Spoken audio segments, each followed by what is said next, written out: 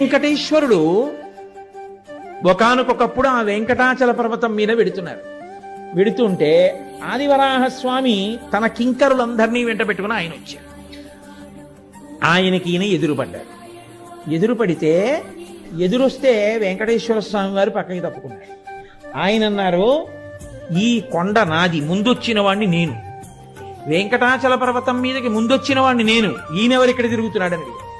అంటే వెంకటేశ్వర స్వామి వారు ఆదివరాహస్వామికి ఎదురొచ్చి అన్నారు, కలియుగంలో ప్రజల్ని పాపం నుంచి ఉద్ధరించడం కోసమని నేనే, మీరు ఒక్కటైనటువంటి స్వరూపంలోంచి నేను ఇక్కడ ఆవిర్భవించాను.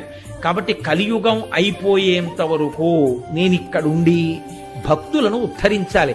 కాబట్టి నాకు ఏదైనా స్థలం ఇవ్వండి అన్నారు. అంటే ఆదివరాహమూర్తి ఏమన్నారో తెలుసా అండి, ఇది కలియుగం అయ్యా, అలా ఇవ్వండి అంటే ఇచ్చేయడం కుదరదు. స్థలం